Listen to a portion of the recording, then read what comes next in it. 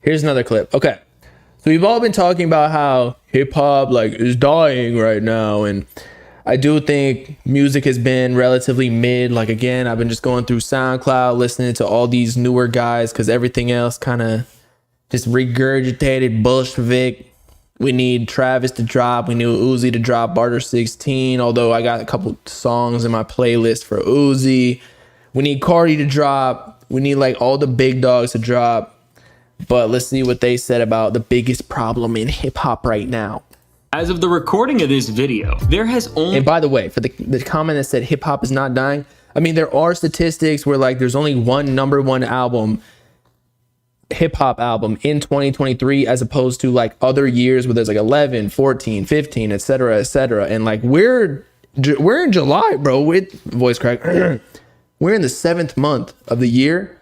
So there is an argument to be made that maybe this is just an off year, or maybe like hip hop is getting a little bit repetitive. I don't know. Only been one top charting hip hop song or album in the year. See, that's exactly what I just said. 2023. To put this into perspective, this type of drought hasn't happened since 1993, so we gotta ask ourselves, what is going on? Is hip-hop dying? Has the music just been bad? Are there no superstars releasing music? What is going on? When it comes to the answer to this question, I do think it's just like a lot of the rappers that are the top of the game now, they're kind of in their OG phase. So they're not releasing music as often. And so that's kind of like the people who are actually influencing music and progressing it forward. They're not active. So now there's been a drought of #1 albums is what I'm saying. The reason why there has been a drought within the hip-hop world, the answer is much more complicated than any of that. To start understanding why hip-hop is in the position it's in right now, we need to go back in time. Since the birth of rap music, there has been one thing consistent about the art form, and that is its constant evolution. This evolution has spawned an array of different movements and subgenres over the years. From G-Funk on the West Coast to Boom Bap on the East Coast to the crunk and the bling eras in the 2000s, the tides of... Afterlife went #1. I think it went #2. Afterlife, Yeet, Billboard, like to Morgan Wallen or something. Top of the charts, debut #4. It was #4. So it didn't go #1. So Uzi was the only one with Pink Tape. Stats, my guy.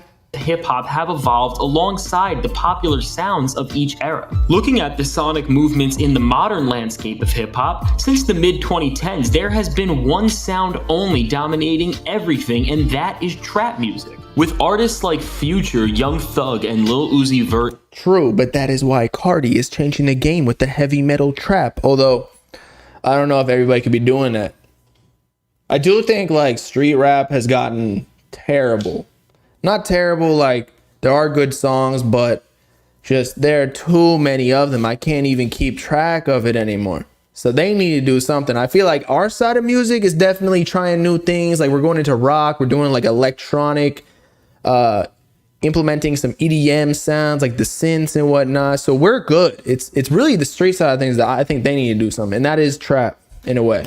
At the forefront of modern trap, this was the sound that made hip-hop the commercial juggernaut that it became in the 2010s. From the infectious melodies to the memorizing beats, this is the sound that revolutionized hip-hop into the commercial juggernaut that it became in the 2010s, and it's the sound that the biggest artists in the rap game still use today. What's alarming about the fact that trap is still the leading sound in hip-hop today? It's that in hip-hop history, there has never been a single sound that has stayed around at the forefront as long as trap music. Historically, one style has been at the forefront for a few years, maybe half of a decade, until a new style gets hotter, but this is not the case right now. Hip-hop is still fixated on this sound well after a decade of its prominence, and with the best days of trap being way behind us, the genre is facing an innovation problem, but it goes even deeper than this. Just as the sounds from era to era change, so do the... I also think it's because a lot of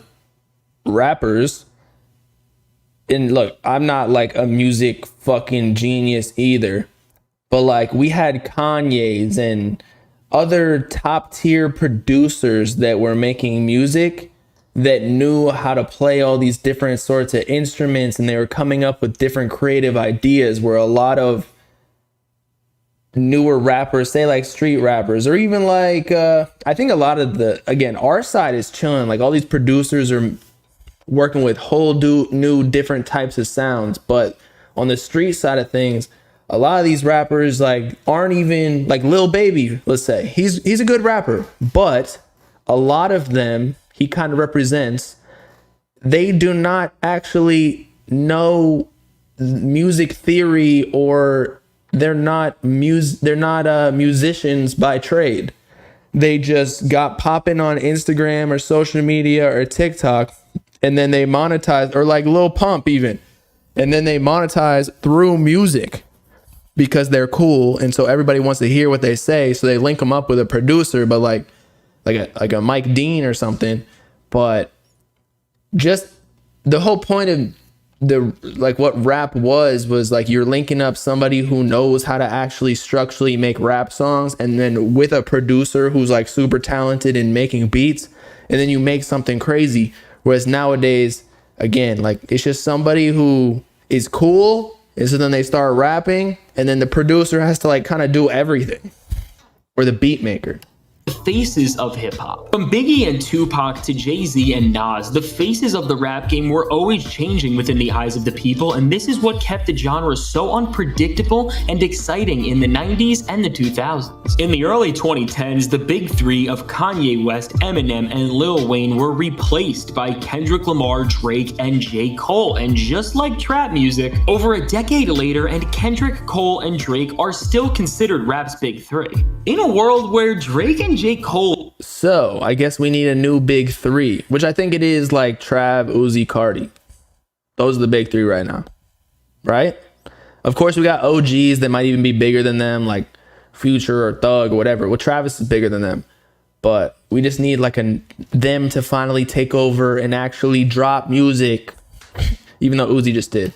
Have alluded to retirement, and Kendrick Lamar has only released a single album in the last 5 years. How come hip-hop is fixated on rappers whose time in the limelight is very limited, instead of looking at what a future big three could hold? When you look at everything within this lens, the answer becomes more and more apparent. From the trap sound to Kendrick, Cole, and Drake being the longest instated big three in the eyes of the culture, we can see that hip-hop is frozen. And I do think somebody said Uzi's finished. I don't think Uzi's finished. However, I do still think he has something to prove, because Pink Tape still got mixed opinions. It's not like an undeniable, like with Cardi, yes, they got mixed opinions, but people came back around and said Whole Lotta Red was super influential.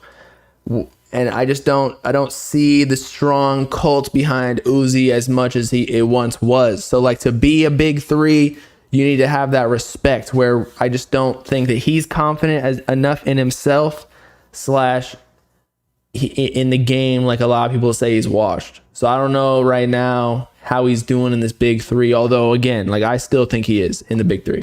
And this is because we are trapped within an artistic algorithm. In today's digital world, music consumption has moved so fast that it actually hasn't moved at all. From the streaming exploits to the TikTok trends, labels have put more pressure on artists than ever to find success immediately, and it has caused the creative parameters that have been used in the past to fold in on themselves. That is so true. That like the algorithms create this cash grab algorithm where like you got to drop so often, and you have to do like the same formulaic sound, or else your fans, like, they're not going to like it, and then it's going to die within the algorithm. Like you got to be quick with the attention to get boosted. This is why most big rappers or artists with record deals focus on getting those golden 7 seconds or nostalgia baiting fans by using a sample of an already beloved song. The main thing being preached in the industry is to blow up instantly and make buzz, and this is killing the natural flow of creativity. Look at an artist like Coi Leray. She had 2 viral TikTok hits in recent memory alone. Would you be surprised if I told you that she just dropped her sophomore album, and despite her high monthly listeners, despite how many people know her TikTok songs and how many people share them, her album only sold 10,000 copies and charted this low on week 1. Coi Leray's failure reveals a further point about the decline in interest in hip-hop at the moment.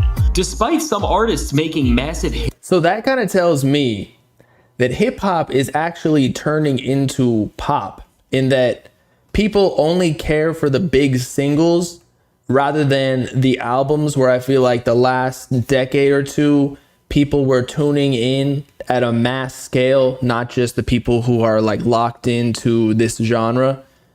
Like, people aren't really checking out albums as much. Maybe that's just because of the streaming era though, because people find the tracks that they like within the album and they're out. Like, they're not sitting through a 25 track album like they once were because they bought that CD for $10. Like, you don't have to buy anything. You pay $10 a month to get unlimited music. Hits that people dance to and share with their friends, these are not converting people into actual fans of the entirety of the art being presented in front of them, and with most of the industry using this as their main strategy towards success.